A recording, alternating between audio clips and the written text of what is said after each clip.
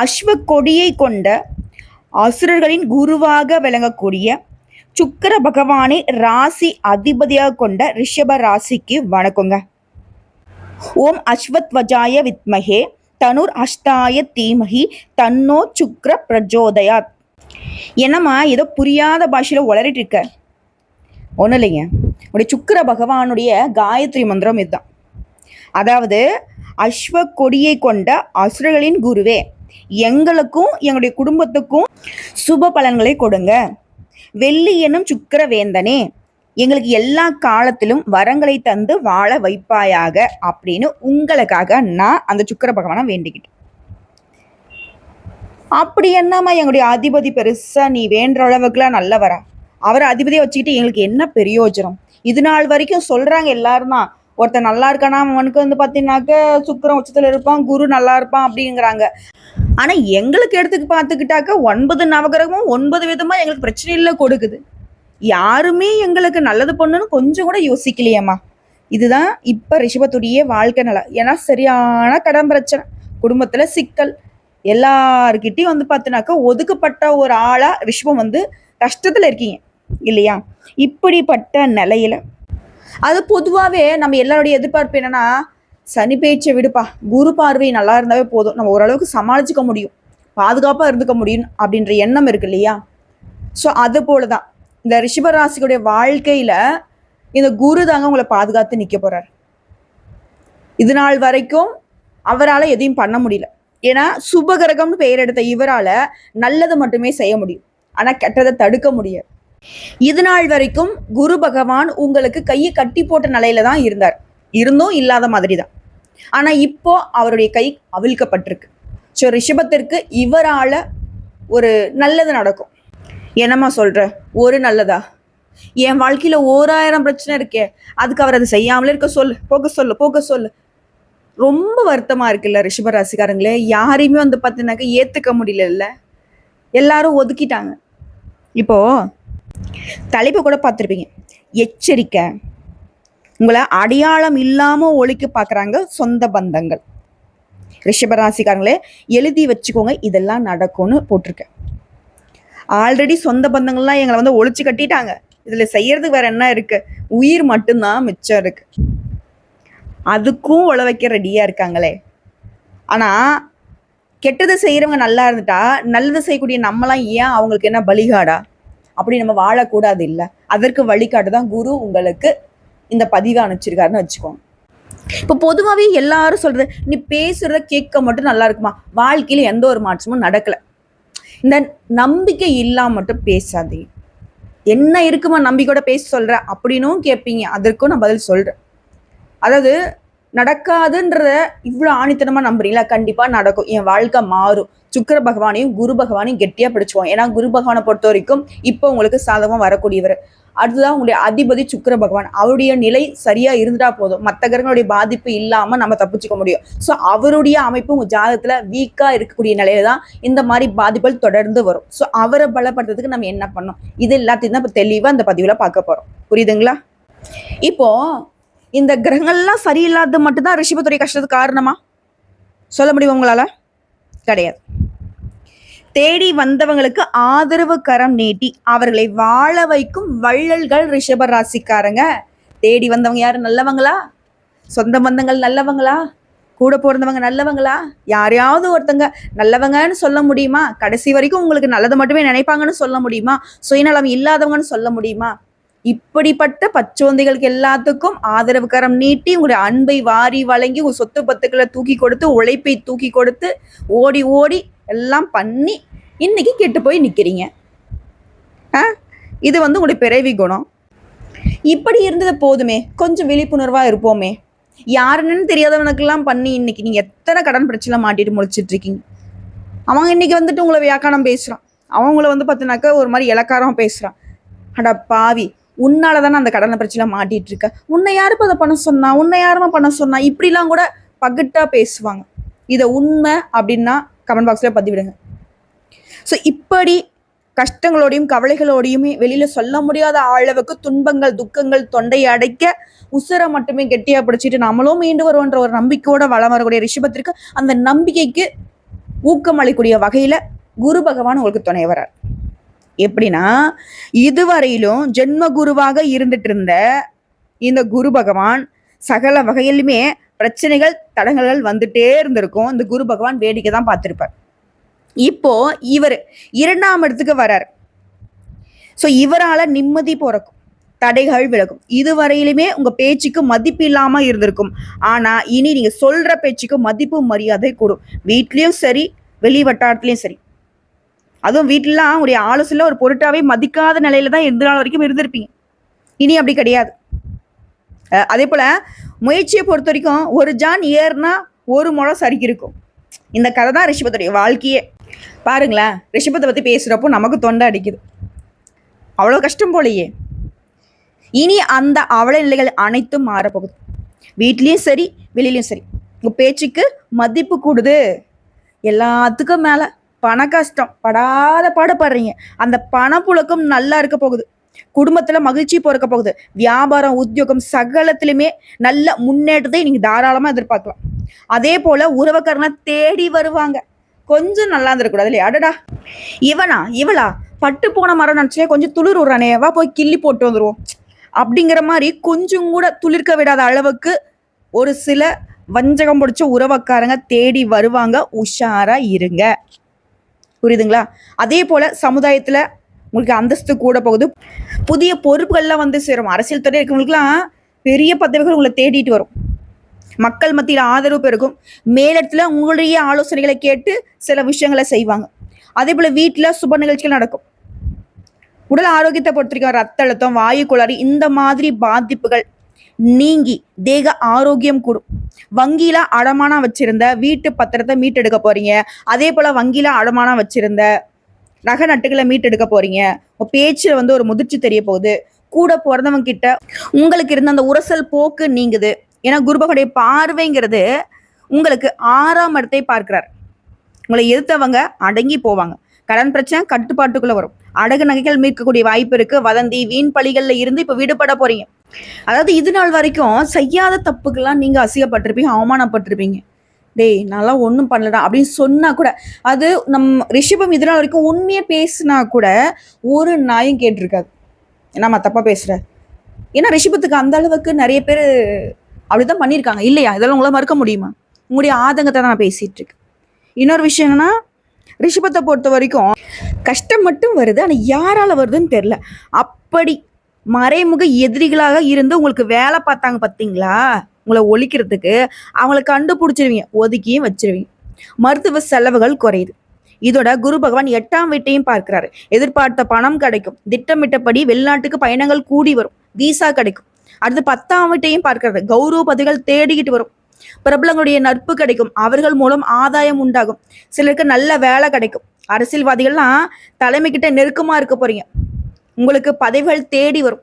ஒரு சிலர் வந்து புதிய தொழில் தொடங்கி அதுல வெற்றி பெற போறீங்க.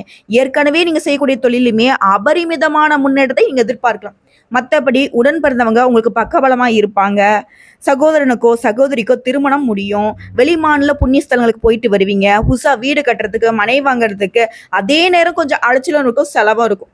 பட் யோகமான நிலை தான். இதோட வியாபார ஸ்தலத்தை உங்க ரசனைக்கு ஏற்ற மாதிரி மாத்தி அமைக்க போறீங்க. வாடிக்கையாளர்கள்லாம் விரும்பி வந்து உங்ககிட்ட வியாபாரம் பண்ணுவாங்க. அதே போல பழைய பாக்கில ஈஸியா வசூல் செய்ய போறீங்க. முழுசா சொல்லுனா இந்த குருவால லாபம் அதிகரிக்க போகுது. இதுவரையிலும் தேங்கி கிடந்த சரக்குகள் உங்களுடைய சாமர்த்தியத்தால விற்று தீர்க்க போறீங்க. கெமிக்கல், கமிஷன், ஹோட்டல், ஃபைனான்ஸ் இது போன்ற வகையிலால லாபத்தை பார்க்க போறீங்க. கூட்டு தொழிலாம் விலகி சென்ற பங்குதாரர்கள் இப்ப தேடி வருவாங்க. இதே உத்தியோக பணிகளை பொறுத்து உங்க குறை சொல்லிக்கிட்டே இருந்த மேல் அதிகாரி இனி உங்ககிட்ட வந்து இணக்கமாவாங்க. அவருடைய ஆதரவு கிடைக்கும். அதே போல பதவி உயர்வு சம்பந்தப்பட்ட வழக்குகள்ல உங்களுக்கு வெற்றி கிடைக்கும். சில வாய்ப்புகள் உங்களை தேடி வரும். இதுவே கன்னித்துறையில இருக்கக்கூடிய ரிஷபத்திற்கு நீங்க இழந்த சலுகைகளை மீண்டும் பெற போறீங்க. இன்னும் சிறப்பா சொல்லலாம், ரிஷப ராசிக்கு குரு பகவானுடைய பயிற்சிங்கிறது மிகப்பெரிய ஜாக்பட். தொட்டதெல்லாம் தங்கமா மாறக்கூடிய நேரம். அடிச்சாம் பாடுற அப்பாயின்மெண்ட் ஆர்டர்னு சொல்லுவாங்க இல்லையா, அந்த மாதிரி ஒரு நிலை தான் ரிஷபராசி இனி அனுபவிக்க போறீங்க. அதாவது இவெல்லாம் ஒளிஞ்சாண்டா அப்படின்னு நினைச்சுக்க முன்னாடி அப்படியே ஒய்யாரமா ஒரு பெரிய ஒரு விலை உயர்ந்த கார்ல பயணம் பண்ணி அப்படி இறங்கி வந்தா எப்படி இருக்கும், அப்படி ஒரு கௌரவத்தை நீங்க வந்து அடைய போறீங்க. இன்னும் சொல்லப்போனா ஒரு விஷயத்த மட்டும் ரிஷபம் என்னன்னைக்கும் செஞ்சிடாதீங்க. தயவு செஞ்சு வாழ்க்கையிலே செஞ்சிடாதீங்க. யாருக்கும் வாக்கு கொடுக்கவே கொடுக்காதீங்க. வாக்கு கொடுத்தா அதை காப்பாற்ற போராட வேண்டியிருக்கும். என்ன பண்ணிடுறீங்கன்னா, ரிஷபத்துடைய கஷ்ட நிலைக்கு நான் ஒரு முக்கியமான காரணம் சொல்றேன், கேட்டுக்கோங்க. அதாவது உங்களுக்கான வேலையை நீங்க பார்த்திருந்தா இந்த அளவு கஷ்டம் வந்திருக்க. ஒருத்த வந்து கஷ்டம் வந்து நிக்கிறப்போ, சரி இருப்பா நான் பண்றேன், ரொம்ப புலம்பு, அது இரு ரொம்ப கஷ்டமா இருக்கு போல இருக்குது, என்னால தாங்க முடியல, இரு நான் பண்ணி கொடுக்குறேன் அப்படின்னு மற்றவங்களுடைய கஷ்டங்களை பார்த்து காதல கேட்டு கூட தாங்க முடியாத அளவுக்கு இலக்கண மனசு இருக்கிறதுனால தான் இழிச்ச வாயினா இதனால் வரைக்கும் கஷ்டப்பட்டுட்டு இருக்கீங்க. அதை செஞ்சிடாதீங்களேன். கடவுள் அவங்கவுங்களுக்குன்னு ஒரு கொஸ்டின் பேப்பர் கொடுத்து அவங்கவுங்கள ஆன்சர் எழுதுங்கடான்னு தான் கொடுத்துருக்கிறாரு. ரிஷபராசி இது நாள் வரைக்கும் மற்றவங்களுடைய கொஸ்டின் பேப்பருக்கு ஆன்சர் தேடி தேடியே வாழ்க்கை போச்சு. விட்டுடுவோமா? இனியாவது நம்மளுடைய கொஸ்டினுக்கு ஆன்சர் எழுதுவோமா? ஃபெயிலாக போயிடுவோம். ஆல்ரெடி அப்படிதான் இருக்கும், தொங்கல்ல இருக்கும், ஏதோ ஜஸ்ட் பாஸுங்கிற மாதிரி அப்படி அப்படியே வருஷம் ஃபுல்லாக ஓடிட்டு இருக்கு. உசுரை மட்டும் பிடிச்சிட்டு தவி தவி வந்துகிட்டு இருக்கோம். விட்டுடுவோம். இனி குருவால நோய் நொடி விலகும், தொழிலில் மாற்றம் வரும், இடமாற்றம் வரும், வெளிநாட்டில் வேலை தரவங்களுக்கு வெளிநாட்டில் வேலை கிடைக்கும், முன்னேற்றமான காலம், பதவி உயர்வு, சம்பள உயர்வு, கௌரவம், மதிப்பு உயரும். இத்தனை நாட்களாக வேலை வாய்ப்பு இல்லாதவங்களுக்கு வேலை வாய்ப்பு கிடைக்கும். சொந்த தொழில் தொடரக்கூடிய யோகம் இருக்கு. தொழிலை முன்னேற்றுவீங்க. அதிக லாபம் பார்க்கக்கூடிய வாய்ப்பு இருக்கு. பெண்களுக்குலாம் மிகப்பெரிய யோகம் உண்டாகுது. மேக்கப் பண்றீங்களா, தொழில் பண்றீங்களா, சினிமா கலைத்தொழில்களுக்குலாம் வேலை தரவங்களுக்கு அற்புதமான காலகட்டம் இது. பண வரவெல்லாம் கொட்ட போகுது. பண விஷயத்துல மிகப்பெரிய நிறைவு தன்மை ஏற்பட போகுது. நீண்ட நாட்களாக வரவே வராதுன்னு நினைச்ச பணம் உங்க கைக்கு வந்து சேரும். ஏன்னா ஜென்மத்துல குரு தனஸ்தானத்துக்கு போறாரு, பணவரவு அதிகமாகுது. மேலும் மனைவியுடைய சொல் பேச்சு கேட்டு நடந்துக்கோங்க. இதுவே ரிஷபராசி பெண்களா இருக்கிறாங்க, உங்க கணவர் சொல் பேச்சு நடந்துக்கோங்க, அது நன்மை பயக்கும். அதே போல உங்க ராசிக்கு 8ஆம் இடத்தையும் குரு பார்க்கிறாரு, 10ஆம் இடத்தையும் குரு பார்க்கிறாரு.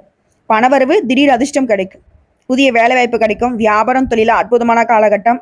இது எல்லா அதிர்ஷ்டம் உங்களுக்கு நிலைக்கணும்னா குலதெய்வ வழிபாடு செய்யறது இன்னும் அருமையான பலன்களை உங்களுக்கு கொண்டு வந்து சேர்க்கும். அதீத யோகமான பலன்களை கொண்டு வந்து சேர்க்கும். ஆனா ரிஷபம், நான் முன்னாடி சொன்ன மாதிரி கவனம் இருக்கக்கூடிய இடம் சொன்ன இல்லையா, அதே போல வார்த்தைகளை கவனம் தேவை. வார்த்தைகள்ல ரொம்ப கவனமா இருக்கணும். அது ஆரோக்கியத்தை பற்றியும் காது, மூக்கு, தொண்டை, அலர்ஜி, சைனஸ், ஒற்றை தலைவலி, மூச்சு விடுதலை சிரமம், இந்த மாதிரி பிரச்சனைகள் வரத்துக்கு வாய்ப்பு இருக்கு. ஏன்னா சனி வந்து 11ஆம் இடத்துல இருக்காரு.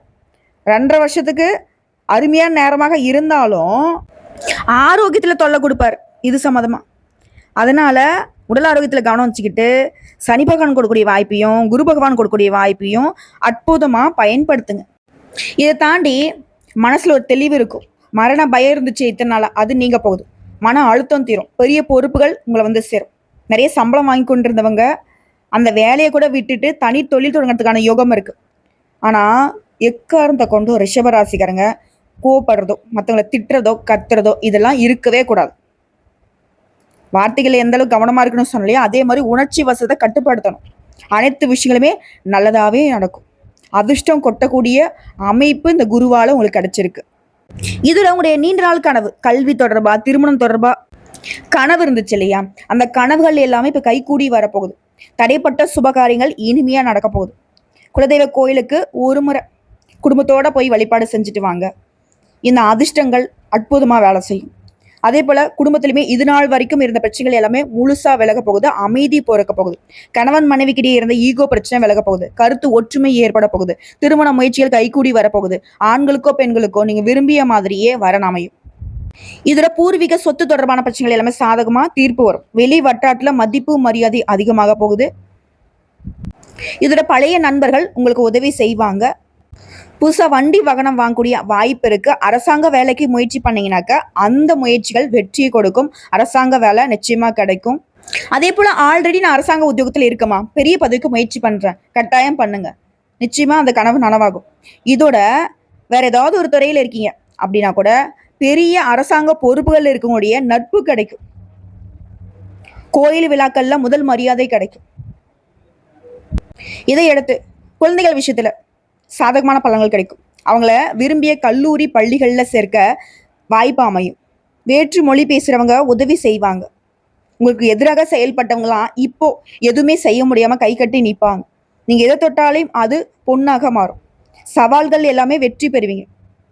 முழுசா ரிஷபத்திற்கு சந்தோஷம் தரக்கூடிய இடம் என்ன தெரியுமா? உங்களை ஏளனமா பேசுறவங்க, அவதூறாக பேசி உங்களை ஒதுக்கி வச்சவங்க, பகைத்தவங்க இப்போ உங்களுக்கு கௌரவ பதவிகளை கொடுத்து பாராட்டுவாங்க. அதுதான் பெரிய வெற்றி.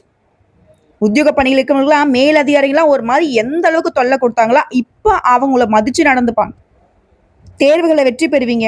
இதனால பதவி உயர்வு கிடைக்கும், சம்பளமும் கூடும். நினைச்சதெல்லாமே நடத்தி காட்டக்கூடிய ஒரு அற்புதமான காலகட்டத்தை அந்த குரு பகவான் கொடுக்க போறார். சும்மாவே சொன்னாங்க குரு பார்க்க கோடி நன்மைன்னு. அந்த வகையில் தான் ரிஷபத்துடைய ஒட்டுமொத்த பிரச்சனையுமே இந்த குருவால சரியாக போகுது.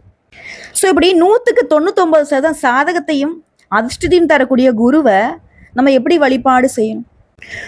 குருவுடைய அருள் கிடைக்க நீங்க முருகப்பெருமான வழிபாடு செய்யணும். குறிப்பா ஆலய வழிபாடு.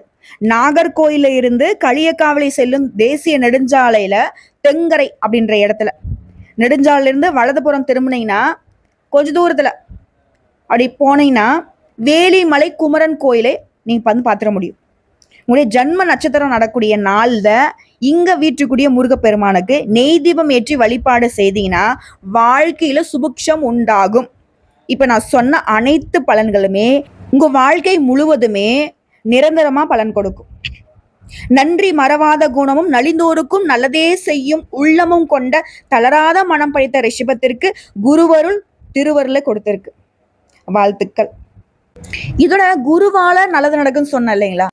அப்போ ஒவ்வொரு வியாழக்கிழமையும் கட்டாயம் மஞ்சள் நிறத்தை பயன்படுத்துங்க ஏதாவது ஒரு வகையில. அதே போல நவகிரகங்களை விற்றக்கூடிய குரு பகவானுக்கு மஞ்சள் வஸ்திரம் சாற்றி மஞ்சள் மலர்களால் அர்ச்சனை செய்து மஞ்சள் கலர்ல இருக்கக்கூடிய இனிப்பு பதார்த்தங்களை அவருக்கு நெய்வேத்தியமாக வைத்து படைத்து வரக்கூடிய பக்தர்களுக்கு கொடுங்க. குருவுடைய பரிபூர்ண அருள் கிடைக்கும். அதே போல குரு பகவானை நேருக்கு நேரம் நின்று வழிபாடு செய்யுங்க. அவருடைய பார்வை நமக்கு தேவை இல்லையா?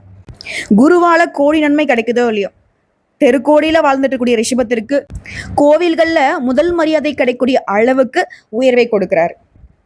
அதை எந்த அளவுக்கு ரிஷபம் பயன்படுத்துறீங்களோ அந்த அளவுக்கு வளர்ச்சி. உழைப்புக்கேற்ற உயர்வுங்கிற மாதிரி உங்களுடைய உபயோகத்துக்கு தகுந்த அளவுக்கு உயர்வு உண்டு. வாழ்க வளமுடன்.